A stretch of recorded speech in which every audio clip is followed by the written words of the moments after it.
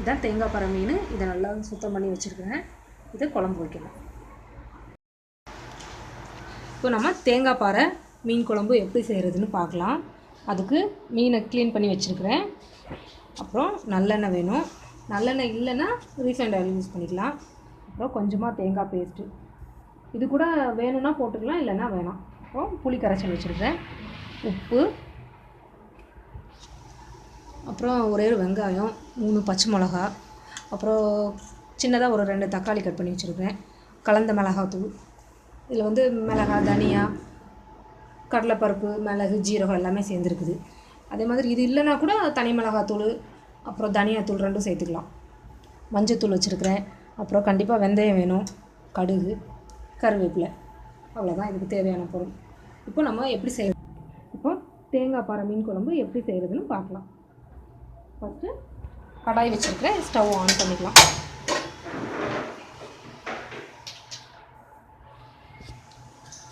கடாய் heat ஆனதுக்கப்புறம் எண்ணெய் ஊற்றிக்கலாம். இப்போ கடாய் ஹீட் ஆகிடுச்சு. நம்ம எண்ணெய் ஊற்றிக்கலாம்.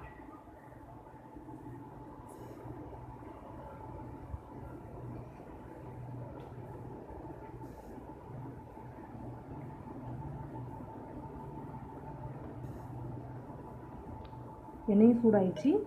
இப்போ கடுகு போட்டுக்கலாம். கொஞ்சமாக வெந்தயம்,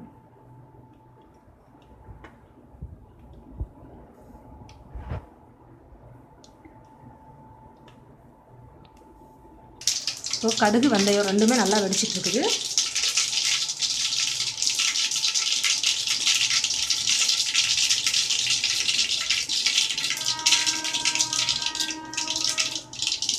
அடுத்து வெங்காயம் போட்டுக்கலாம்.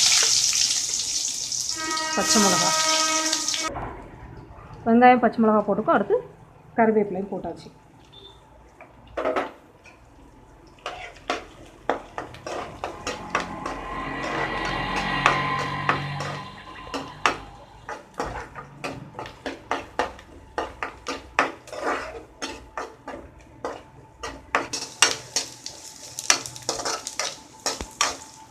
வெங்காயம் வந்து நல்லா வதங்கணும்.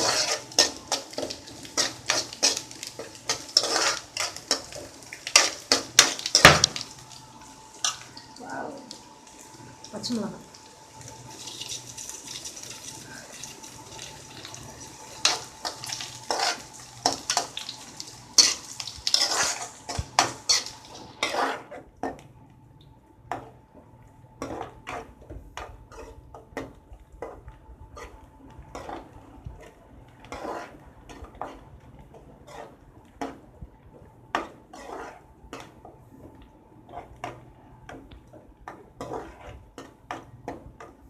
பச்சை மிளகா வந்து 2ஆக கீறி போட்டுக்கோங்க, இல்லைனா இப்படி தான் வெடிக்கும்.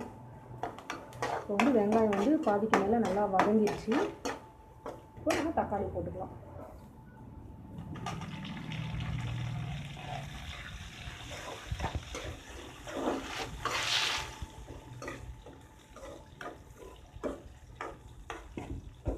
இப்போ இந்த தக்காளி வெங்காயம் வதங்குறதுக்காக கொஞ்சமாக உப்பு போட்டுக்கலாம்.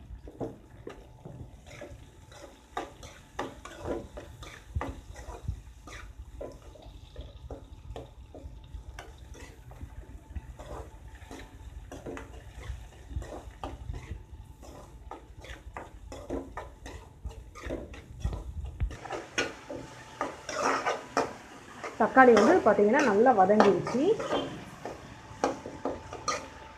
இப்போ நம்ம மிளகாத்தூள் சேர்த்துக்கலாம்.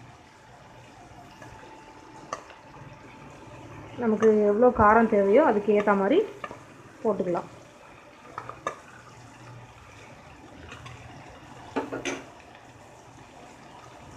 அப்புறம் இது மஞ்சத்தூள். இது வந்து இந்த எண்ணெயிலே நல்லா வதக்கணும்.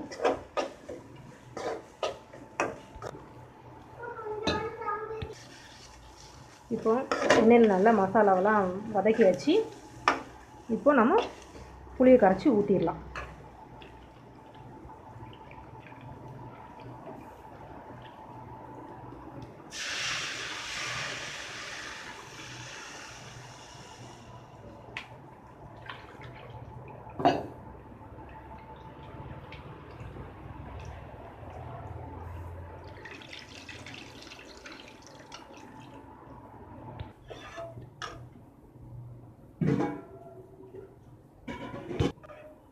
கொஞ்சம் தண்ணி வேணும்னா கொஞ்சம் ஊற்றிக்கலாம்.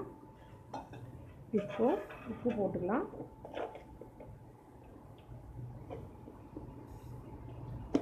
அதாவது எந்த குழம்பா இருந்தாலும் புளிப்பு, உப்பு, காரம் இருந்தால் கரெக்டாக இருக்கும்.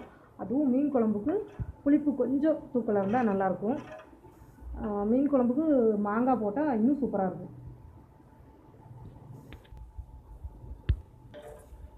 இப்போ நம்ம வந்து உப்பு காரம்லாம் செக் பண்ணிக்கலாம். ஓகே, கரெக்டாக இருக்குது. இப்போ நம்ம தேங்காய் ஊற்றிக்கலாம். தேங்காய் வந்து கொஞ்சமாக போட்டால் போதும். அது கூட வேணும்னா தான், இல்லைன்னா வேணாம்.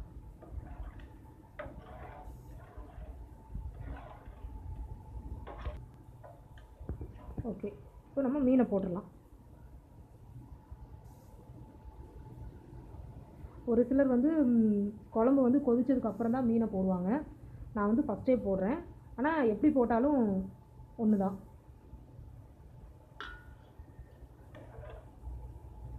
இப்போ நம்ம ஓகே, இப்போ வந்து நான் வந்து மூடி போட்டு மூட போகிறேன். மீன் குழம்புக்கு வந்து ஒரு 10லேருந்து 15 நிமிஷம் வரைக்கும் இருந்தால் போதும். அது வரைக்கும் வெயிட் பண்ணலாம். குழம்பு வந்து நல்லா கொதி வந்துருச்சு. இன்னும் கொஞ்சம் நேரம் வெயிட் பண்ணலாம். பார்க்கலாம். ஓகே ஓகே, குழம்பு வந்து நல்லா கொதிச்சிருச்சு. சூப்பர் மீன் குழம்பு. இப்போ நம்ம ஸ்டவ் ஆஃப் பண்ணிடலாம். சூப்பரான தேங்காய் பாறை மீன் குழம்பு ரெடி.